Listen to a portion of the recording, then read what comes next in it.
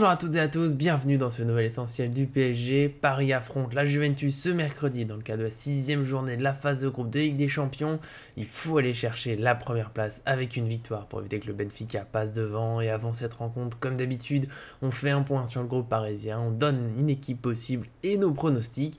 Malheureusement, pour cette fois, vous le voyez, l'inépuisable Arthur n'est pas avec moi. Voilà, il a un problème internet, il n'a pas pu être tout à fait avec nous, même si vous le verrez, il est quand même toujours un peu présent dans ces vidéos, c'est essentiel. Et avant de démarrer ça, n'oubliez pas le petit j'aime sur la vidéo pour nous soutenir, ça reste très important. Et puis bien sûr, abonnez-vous en activant la cloche pour être sûr de ne rien manquer de nos vidéos. On démarre avec le groupe du PSG pour cette rencontre et il y a 3 absents côté parisien. Il y a un, on le savait déjà, Neymar suspendu pour cette rencontre à cause des cartons jaunes qu'il a pris dans les matchs précédents. Et c'est ajouté à ça 2 mauvaises surprises. Il y a Presnel Kimpembe qui a pris un coup et qui a une gêne au tendon d'Achille droit. Il est donc pour le moment en soins, on ne sait pas encore plus sur sa blessure. Les médias parlent pour l'instant d'un problème pas très grave, pas très long, mais on attend les examens pour les certitudes. Et Keylor Navas a des douleurs lombaires, donc il reste en soins aussi. On note pour Keylor Navas. Voilà, alors titulaire avant, maintenant c'est Donnarumma, il y a eu beaucoup de plaintes, mais on remarque quand même qu'il y a beaucoup de douleurs au dos depuis à peu près la mi-saison dernière, ça s'accumule. Voilà, malheureusement c'est l'âge qui vient, la carrière de Keylor Navas qui va peut-être toucher à sa fin prochainement, c'est un peu tôt encore, mais c'est quand même un souci qui revient souvent, malheureusement pour lui, malheureusement aussi peut-être pour le PSG, même si ça devrait être Donnarumma demain dans les buts, en tout cas c'est ce qui était prévu, c'est ce qui devrait continuer pendant un moment. Et d'ailleurs, c'est Arthur qui m'a donné son équipe pour le podcast. Voilà, je vous l'avais promis. Il est quand même un petit peu là, même s'il ne veut pas être avec moi pour m'embêter ou pour, bien sûr, me corriger. Mais là, il a donné son équipe. Il est resté dans la défense à 4 qui s'installe dernièrement, même si Galtier, en conférence de presse, a rappelé plusieurs fois qu'il ne faut pas oublier la défense à 3, qui pourrait revenir. Mais c'est sûr que voilà, on s'attend plutôt à une défense à 4 parce que ça marche en ce moment, globalement.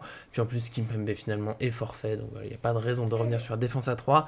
On devrait donc avoir Donnarumma dans les buts, Hakimi latéral droit, Nuno Mendes à gauche qui reprendrait une place de titulaire.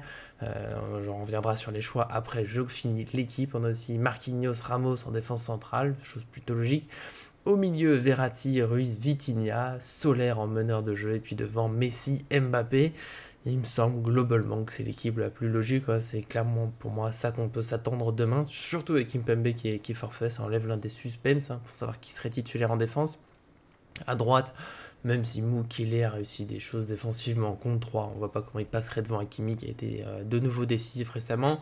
Marquinhos, il est intouchable, Ramos aussi, surtout avec Kimpembe absent. Danilo qui est revenu dans le groupe mais qui n'a pas joué depuis plusieurs semaines, donc c'est bizarre qu'il soit titulaire tout de suite. Et à gauche, ça serait la première titularisation depuis un moment pour Nuno Mendes, mais elle me semble aussi assez logique. Il est rentré dans les 2 derniers matchs, une reprise petit à petit. Alors là, bien sûr, c'est un autre palier, c'est titulaire, c'est contre la Juventus, mais en même temps, il faut bien titulaire à un moment. Et Juan Bernat, de son côté, a énormément joué dernièrement.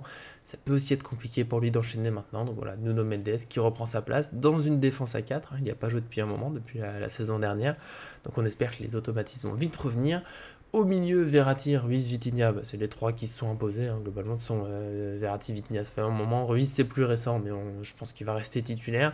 Renato Sanchez, pour l'instant, est un petit peu en retrait, et puis il pourrait y avoir la concurrence, Carlos Soler, mais il faut remplacer Neymar en 10, et c'est lui qui a l'air d'être la doublure prévue, en tout cas c'est lui qui l'avait déjà remplacé à Ajaccio quand il était aussi suspendu. Sarabia pourrait utiliser ce rôle, ou jouer devant, comme Ekitike, si c'est Messi qui redescend. Mais bon, ils n'ont pas été particulièrement marquants. Ekitike joue même très peu, Sarabia pas non plus très souvent, et il réussit pas des performances super marquantes.